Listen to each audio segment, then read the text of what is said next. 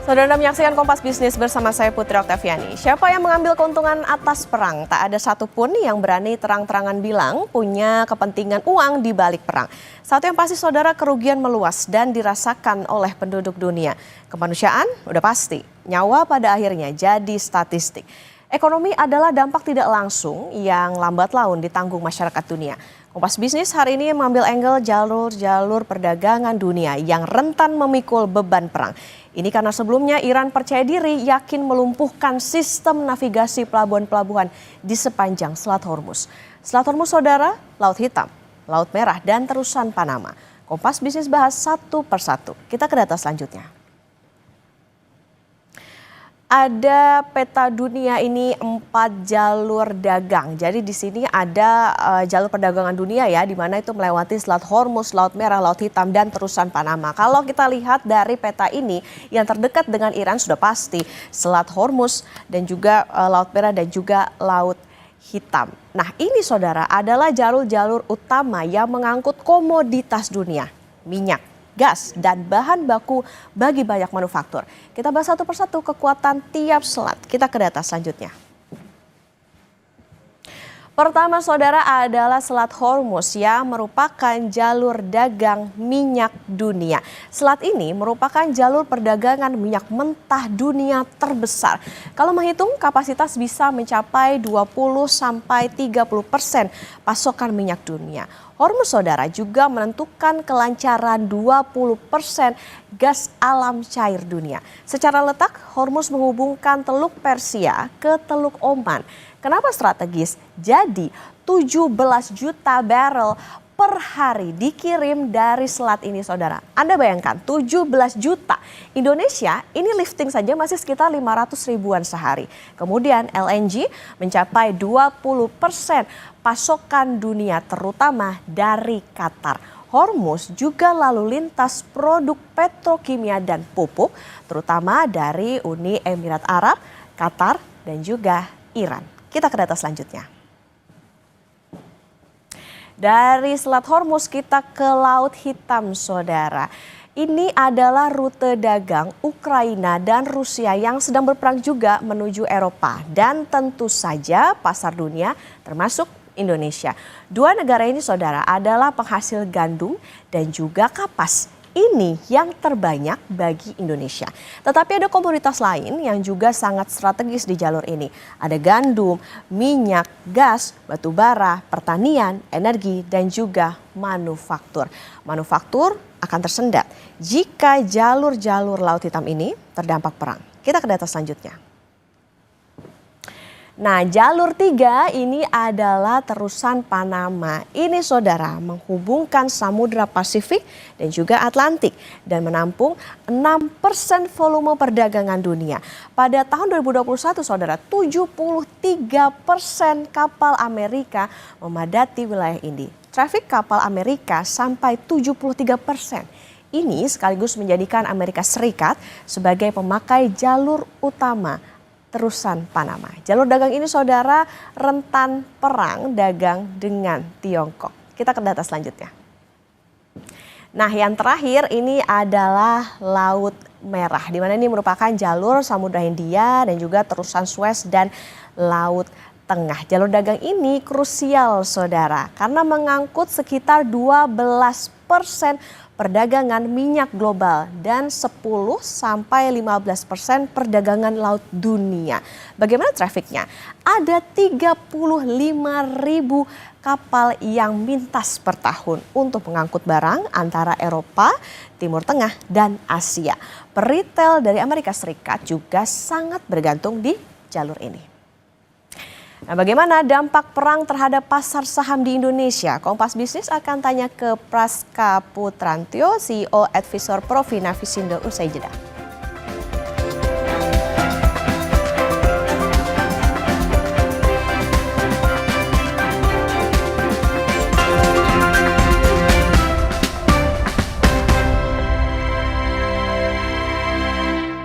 Saudara, bagaimana dampak perang dan jika 4 jalur dagang di laut dunia terancam, terutama terhadap pasar saham di Indonesia? Kompas Bisnis akan tanya ke Praska Putrantyo, CEO Advisor Provina Visindo. Selamat pagi Mas Praska. Ya, selamat pagi. Ya, Mas Praska, satu pekan terakhir ini grafik IHSG turun. Apakah ini juga merupakan dampak dari perang? ya, baik. Jadi kalau kita lihat memang pergerakan indeks saham kita ini cenderung mulai terganggu ya. Bisa dikatakan mulai sedikit jadi profit taking karena secara sentimen isu mengenai perang dagang sedikit mulai mengendur. Setelah dari Trump sendiri mulai menyepakati uh, tarif ya dengan Tiongkok seperti itu. Namun sekarang muncul masalah baru lagi dari masalah sentimen geopolitik di mana setelah pertama kali Israel menyerang Iran itu menimbulkan kekhawatiran baru karena yang pertama adalah masalah Ukraina dengan Rusia ini kan masih belum selesai. Nah, sekarang muncul masalah baru lagi yang memicu potensi lonjakan harga komoditas terutama minyak mentah di area Timur Tengah yang timbul karena konflik antara Israel dengan Iran di mana Iran sendiri ini kan menjadi salah satu negara produsen minyak terbesar di dunia dan cadangan minyak juga nomor 3 seperti itu, sehingga kekhawatiran terhadap perang Israel dengan Iran ini itu menimbulkan disrupsi supply minyak yang membuat harga minyak mentah kembali melonjak yang pada akhirnya membuat pemulihan ekonomi dunia yang sudah rapuh karena perang dagang kembali terhambat kalau harga komoditas energi kembali naik, memicu inflasi naik, suku bunga turun bisa terhambat lagi, gitu kira-kira. Oke, ini artinya dari pengaruh komoditas kemudian menjadi pengaruh ke pasar saham itu sendiri. Mas Praska, jadi bagaimana menjelaskan korelasi pecah perang Iran-Israel ke pasar saham? Apakah lewat sentimen proyeksi ekonomi yang juga akhirnya berat? Ya, tentu saja ini kan yang dikhawatirkan adalah pemulihan ekonomi belum selesai. Masih tahap struggle seperti itu karena setelah perang dagang membuat ekonomi melambat. Kedua, belum selesai, tambah lagi geopolitik yang dikhawatirkan memicu kenaikan harga komoditas energi terutama minyak mentah, kemudian disusul juga oleh batu bara, gas alam. Itu kalau saya ukur secara pertumbuhan ya, itu rata-rata naik dari titik terendah sebulan terakhir sampai 50% lebih kenaikannya dari ketiga komoditas itu. Nah, itu membuat inflasi dan dipicu oleh kenaikan harga komoditas itu kembali terjadi. Sebagaimana kalau kita ingat kasus waktu pertama kali pecah Ukraina Rusia tahun 2022. Itu memicu lonjakan inflasi dan memicu suku bunga naik meroket. Nah, itu yang dikhawatirkan. Pemulihan belum beres, ada lagi masalah baru seperti itu. Oke. Sehingga pasar saham akan mengalami koreksi jangka pendek. Oke, artinya tadi proyeksi ekonomi juga berdampak. Tapi kalau misalnya kita bicara soal sektornya, kalau tadi kan disebut soal minyak begitu ya, karena hubungannya dengan Iran tadi. Ada sektor yang terdampak lagi nggak sih Mas Praska dengan adanya pecah perang Iran-Israel yang tentunya ini sangat berdampak terutama bagi Indonesia? Ya, kalau sektor industri sebenarnya kalau kita bicara yang sensitif dengan perubahan suku bunga ya, itu tentu mengalami koreksi. Dan seperti perbankan, properti ya, atau konsumsi apalagi di negara kita kan secara daya beli juga masih turun, indeks manufaktur juga masih turun, seperti itu. Nah, sementara yang tembus alias terangkat oleh sentimen ini tentu saja yang dari komoditas energi ya, itu ada minyak mentah, batu bara, gas alam, dan juga salah satunya komoditas, maksud saya sektor pelayaran seperti itu. Dan memang harus terekspos oleh melonjaknya harga komoditas ini. Oke, kalau kecenderungan investor saat perang terjadi di dunia menarik cash atau mengalihkan portofolio mereka ke obligasi mungkin Mas Praska atau ke yang safe haven gitu? Kalau saya lihat trennya saat ini dua ya. Jadi pindah ke obligasi, yang kedua adalah masuk juga ke safe haven. Tapi safe havennya lebih ke emas ya, seperti itu. Karena untuk dolar sendiri, karena kan perekonomian Amerika Serikat masih belum cukup bagus ya. Sehingga investor masih belinya ke bonds, termasuk US Treasury, ya kan, dan mengingat yield obligasi Amerika masih juga stabil di 4,3. Dan yang kedua adalah ke gold yang saat ini masih bertengger di 3.390 sampai 3.400 dolar per troy ounce. Oke, menarik tadi soal bagaimana pengalihan artinya ke obligasi dan juga safe haven, tapi kecenderungannya ke emas. Nah, artinya sekarang kan emas juga lagi tinggi nih, Mas Praska. Itu bisa mencapai titik atau harga di berapa? Ya, kalau eskalasi terus berlanjut, kemungkinan bisa break lagi di atas 3.500 seperti itu. Jika berlanjut terus ya. Karena dolar saat ini kan masih tertekan oleh defisit Amerika terus melebar. Nah, sehingga pada akhirnya orang memilih ya either masuk ke US Treasury, bonds ya, emas atau cryptocurrency, salah satu Bitcoin yang relatif stabil kalau kita lihat. Oke, jadi sektor apa saja Mas Praska yang biasanya dihindari di pasar saham saat terjadi perang dan juga mengancam jalur perdagangan dunia? Ya, sebenarnya sektor yang mungkin dihindari ya. Dan dihindari dulu sensitif dengan rate tentu saja tingkat suku bunga. Belajar dari 2022 tentu saja sangat sensitif adalah sektor keuangan. Keuangan, properti, ya kan. Nah, namun karena sekarang sudah ada masalah daya beli di dalam negeri kita sendiri, sektor real kita masih agak lesu, tentu sektor barang konsumsi pun juga perlu memilih-milih nih. Emiten-emiten jadi selective buying. Nah, cuma untuk sektor yang malah jadi favorit adalah menurut saya sektor migas, ya kan, batu bara yang saat ini masih low valuation menurut saya. Kalau migas sudah pada naik seperti itu, ya Medco, Elsa, Petrosi sudah pada terbang, Raja, ya kan. Nah, tapi kalau sektor coal ini masih cukup menarik, masih dikatakan di bawah. Tambah lagi mungkin pelayaran melewati area Timur Tengah seperti itu. Oke, ini artinya lagi jadi apa ya, momen untuk profit taking kah Mas Praska untuk di emiten-emiten yang memang saat ini kayaknya lagi bagus nih, kayak tadi kalau dikatakan tuh migas begitu? Migas ya. Kalau saya melihat sepertinya ya, karena tampaknya investor ini somehow sudah memprice in ya, entah karena memang harga minyak sudah naik, prediksi atau memang performanya bagus, tapi harga sudah naik duluan. Harga saham-saham tersebut kita lihat Elsa, Medco, Petrosi, Raja itu kan semua ada all time high. Maksud saya sudah dia menyentuh 1 tahun terakhir lah tertinggi. Artinya ya mungkin untuk saat ini investor bisa sarankan untuk waspada profit taking.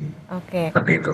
Nah, kalau resiko harga minyak naik dengan adanya dampak perang dari Iran Israel ini, apakah ini juga bisa menekan pasar saham secara keseluruhan maupun juga tadi secara sektoral begitu Mas Praska, atau seperti apa kondisinya? Secara yes, kalau misalnya rate-nya kembali naik, inflasi naik karena masalah energi, mendorong suku bunga gagal turun, mau nggak mau naik. Seperti itu. Nah, itu yang khawatirkan. Ekonomi lagi lesu, suku bunga terpaksa naik, itu yang buat pasar saham jatuh.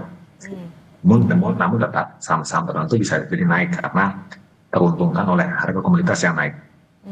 Oke, net sell atau aksi jual asing Mas Praska ini kan juga terjadi nih beberapa hari terakhir saat perang. Apakah ini karena perang atau sebetulnya ada sentimen lain nih yang mempengaruhi?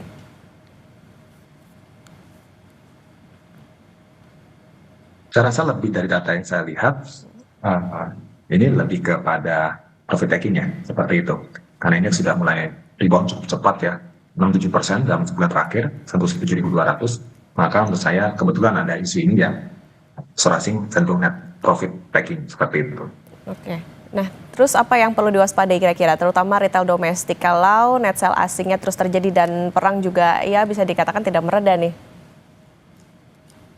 Dan menurut saya sih lebih ke ini dulu ya, buy on weakness ya, waspada koreksi jangka pendek, terutama untuk indeks kan sangat rentan koreksi dengan range perdagangan itu di supportnya di 6.800-an. Sorry, 6.580-an. Nah, untuk lowest level ya, ada gap bawahnya. Jadi kalau amit-amit marketnya crash, itu level terendah di 6.580 yang harus dicapai dulu, seperti itu.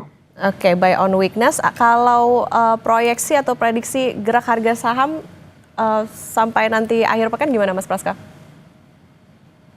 Saya perkirakan masih tetap berada di pelemahan ya, dengan support di 7.005 untuk IHSG. Sementara resisten diperkirakan di 7.200. 7.200. Oke, untuk net sell asingnya? Mungkin apakah ini menjadi salah satu pendorong untuk modal asing bisa keluar atau gimana? Saya rasa ya, cuma belum signifikan. Karena asing masih tetap sepertinya rotasi sektor ya. Tidak all out dari pasar saham kita, seperti itu. Karena suka tidak suka pasar saham kita sebenarnya masih cukup lagging ya secara performance, seperti itu. Oke, ini berarti bisa jadi pertimbangan untuk investor, terutama tadi buy on weakness, terutama untuk di sektor-sektor yang tadi kalau misalnya mau diperhatikan emiten-emiten yang favorit ini masih migas, terutama karena adanya dampak perang ini, dan tadi bisa bergerak di kisaran 7.500 sampai 7.200. Mas Praska, CEO Advisor Provina Visindo, Praska Putranto, terima kasih sudah bersama di Kompas Bisnis. Sehat selalu Mas Praska. Terima kasih, selamat pagi.